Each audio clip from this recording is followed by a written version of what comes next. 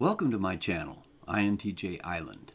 Today, I'm going to discuss something that I have found to be a very interesting phenomenon on YouTube, belief in the flat earth. This reminds me of the story of the conversation between Jokester and Gullible. Jokester said, "You know, if you say the word gullible really slowly, it sounds just like the word peanut." Gullible replied, "Wow, I never knew that before." Having grown up while living on planet Earth, I am no stranger to stupidity. I have unfortunately even witnessed degrees of madness for myself. I was exposed to my mother's failing mind as it became unhinged and finally lost all contact with reality as she descended into the nightmare of Alzheimer's.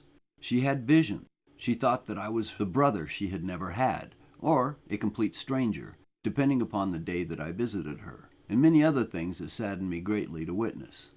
Therefore, it is hard for anyone to completely shock me by making stupid claims. Some people are devoid of any sense at all. That is just the way it is. So I'm not really all that worked up over people promoting the stupid and fully debunked idea of the world being a pizza, a circle that holds us down upon its surface magically with an assortment of professional lighting accessories, moving about inexplicably on their own.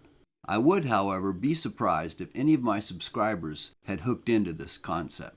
So I will not waste your time or mine on further exploration of this already fully debunked idea. What I want to look at is the belief itself. What is motivating these people who promote a flat earth when this idea was proven wrong thousands of years ago? Are they like Jokester, or are they merely gullible?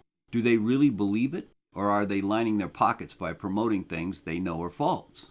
There are some large YouTube channels with many thousands of subscribers that are run by people who claim to believe in a flat earth. Are they running a show, much like professional wrestling, strictly for entertainment and to make money? Or do they really believe it? It is an interesting question. In 1985, I was still a regular TV watcher, and one time I saw a brief interview where John Stossel, a reporter for the TV show 2020, told pro wrestler David Schultz that he thought professional wrestling was fake. What Stossel failed to take into account was how much the wrestling community at that time protected its image. Of course, that carnival act only hired big burly men who were athletic enough to perform dangerous and complicated, well-choreographed maneuvers in a ring while dressed in little more than their underwear. They usually wore no pads or protective devices, and they tossed and were tossed by other huge powerlifting men around the ring and sometimes out of the ring, while pretending to beat their opponents to a pulp. They were so good at this, like movie stuntmen, they made it look real and yet still do so little harm to one another as a rule that they could wrestle several times a week without ending up in the hospital. Compare that with American football players, who also are huge powerlifting athletes, but who wear helmets and heavy padding, and they only play once a week, but they still get hurt, sometimes very seriously. It would be a rare game indeed if there were no injuries at all.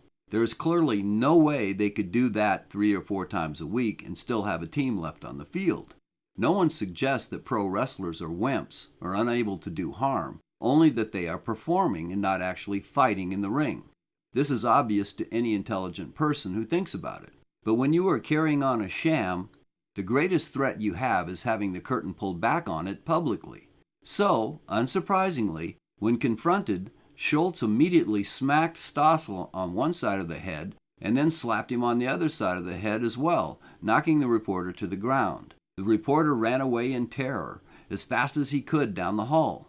Schultz did real damage to Stossel's ears, and he did it in the cause of promoting something that he knew was false. Later, Stossel successfully sued for over $400,000. However, we must note here that the whole event only boosted the popularity of pro wrestling. The next week, they were selling out performances everywhere. Therefore, you can't judge the true feelings of a person who is hawking a stupid idea simply by how enthusiastic he is in his defense of the idea. He could very well know it is nonsense and still pretend that he believes it fully because he gets something out of it. This is one of the reasons I don't look at someone's enthusiasm about an idea when I evaluate it. I like to look into facts and evidence for myself and avoid basing my worldview and what I accept as being valid simply upon what someone else believes, asserts, or energetically shouts to the world. But I am left to wonder, how many of the people who run the Flat Earth channels really believe what they are saying? Also, the sheep that follow them, how many are doing it for laughs and how many really buy into it? Some of the true believers might be basing their belief on ancient texts that describe the earth as being flat and just assume that the text can't be wrong. If those texts didn't exist, they might actually snap out of it. And this brings me to something that I find even more troubling. These Flat Earth channels have become so popular that YouTube has decided to act against them with a soft censorship. They don't ban the channels outright, but they no longer suggest videos about them and play with the search results to make them harder to find. I don't like censorship of ideas, even stupid ones. Censorship is not the answer to ideas that you think are silly or wrong. What is the answer is having the facts out there for everyone to see. That is how a free society works. As soon as you give power to someone to censor what you can see or read, that person or entity becomes your lord and master. Freedom allows no lord or master over your mind. You are free to choose what you believe, no matter how stupid it might be. Flat Earthers are not promoting violence. They don't slap your ears to promote their ideas the way the wrestler Schultz did to Stossel. They don't put on black masks and block traffic or run around like madmen breaking windows because they don't like how an election went. They are simply wrong. They have that right, surely.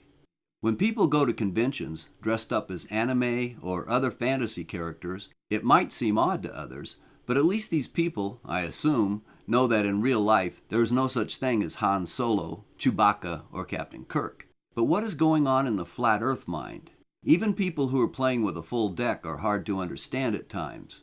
But with the Flat Earth believers, if they are serious, it appears as though all hope for understanding must be abandoned.